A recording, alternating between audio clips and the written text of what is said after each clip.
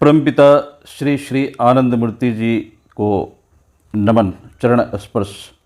विश्व के महान दार्शनिक एवं सदगुरु श्री श्री आनंद मूर्ति जी ने सन 1989 नब्बे के दशक में 10 से 18 अक्टूबर को तर्क संगत विश्लेषणात्मक तथ्यपरक सारग्राही रहस्योद्घाटन अपने भक्तों के बीच में कोलकाता में किए थे। दीपावली की ऐतिहासिक पृष्ठभूमि।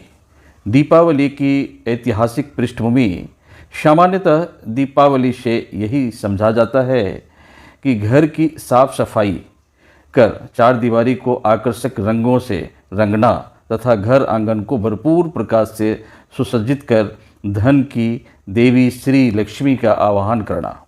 इस अवसर पर परिवार के सभी सदस्य नए परिधान में लक्ष्मी जी की पूजा के साथ पटाखे, मिष्ठान, रुचिकर व्यंजनों से अपनी खुशी व्यक्त करते हैं।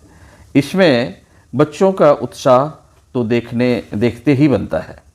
छोटे बड़े सभी इस त्यौहार को बड़े धूमधाम से मनाते हैं, किंतु इसकी ऐतिहासिक पृष्ठभूमि की जानकारी शायद ही किसी को हो। इस संदर्भ में विश्व के महान दार्शनिक तथा सदगुरु श्री श्री आनंद मूर्ति जी ने सन 1989 के दशक में 10 से 18 अक्टूबर को तर्क संगत विश्लेषणात्मक तथ्यपरक सारग्राही रहस्योद्घाटन अपने भक्तों के बीच कलकत्ता में किए थे। दीपावली माने दीपों की कतार, संस्कृत का दौ व्यंजन प्राकृत में औ हो जाता है, इसलिए दीप शब्द दी आ या दिया हो जाता है। किसी छोटे पात्र में प्रज्वलित अग्नि शिखा को दीपक कहा जाता है, वही बड़े पात्र में प्रज्वलित अग्नि शिखा को प्रदीप कहते हैं। इसमें प्रकाश तीव्र होता है। दुखों से घिरने पर मनुष्य हठात कह उठता है कि मेरे जीवन में तो बहुत अंधेरा है।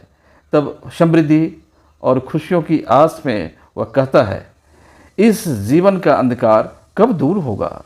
हे भगवान, मेरा जीवन प्रकाश से भर दो।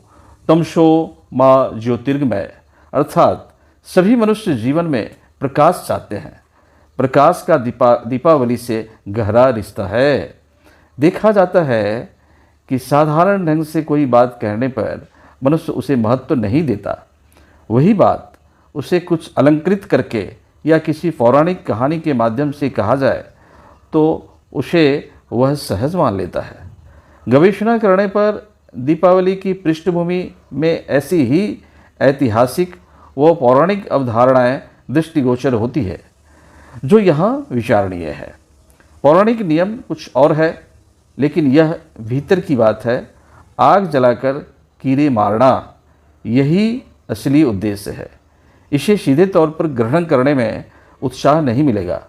फिर जो अहिंसा की कसौटी पर अपनी बात रखते हैं वह कहेंगे कि नहीं, कीड़ा मारना तो पाप है, तब तो खटमल मच्छर भी नहीं मारना चाहिए, यह भी तो प्राणी है।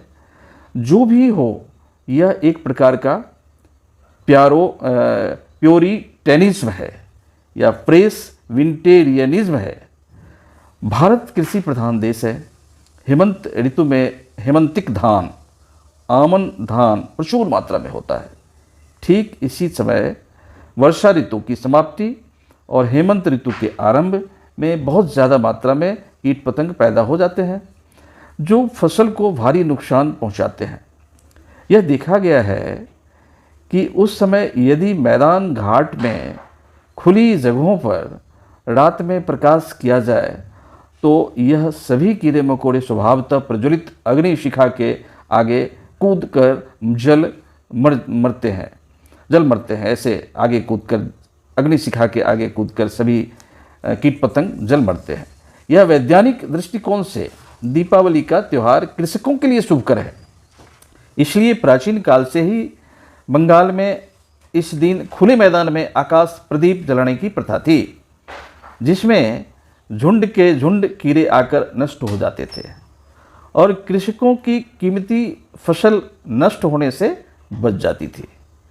इसलिए बंगाल में कहावत है, कार्तिकेते आकाश प्रदीप सस्य से रक्षा करे। अब निष्कर्ष में कहें, यदि देश के सभी प्रांतों की जनता को एक साथ एक ही रात में खुले मैदान और घर आंगन में दीप प्रज्वलित करने को कहा जाए तो सब मान लेंगे, शायद नहीं। आप कह सकते हैं मोदी जी हमारे भारत के प्रधानमंत्री अगर कहेंगे तो सब मान जाएंगे, आपने सही कहा। लेकिन हम लोग विरोधी तो नहीं मानेंगे, उनके जो विरोधी हैं वो नहीं मानेंगे। हाँ, यदि कोई ऋषि महर्षि महापुरुषों पर आधारित कहानी में यह बात कही गई हो तो सभी मानेंगे, यही तथ्य है। महर्षि वाल्मीकि का महाकाव्य रामायण और तुलसीदास जी की अमर कीर्ति, रामचरितमानस के अनुसार श्री रामचंद्र जी की लंकेश रावण पर विजय होना और अपहृत पत्नी सीता सहित अयोध्या में वापस आने पर अयोध्या वासियों ने अयोध्या नगरी में दीप जलाकर खुशी व्यक्त की।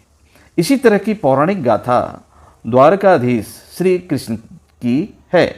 एक बार श्री कृष्ण किसी कार्य से बाहर गए हुए थे।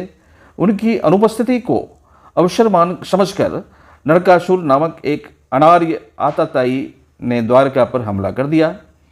उस समय द्वारका की रक्षा में श्री कृष्ण की पहली पत्नी महारानी सत्यभामा ने सैन्य बल के साथ वीरता से युद्ध कर उसका वध किया था।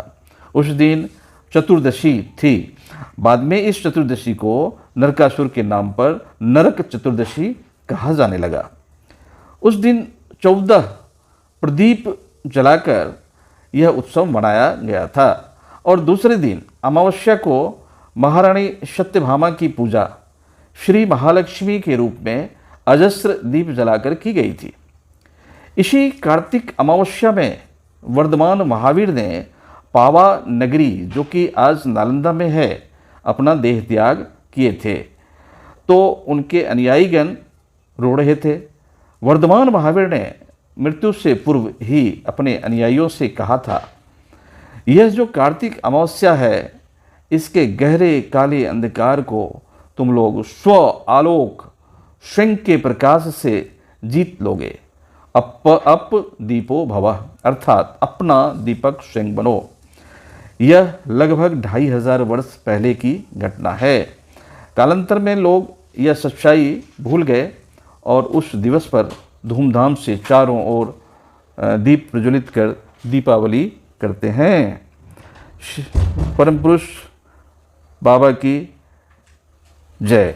बाबा नाम केवलम।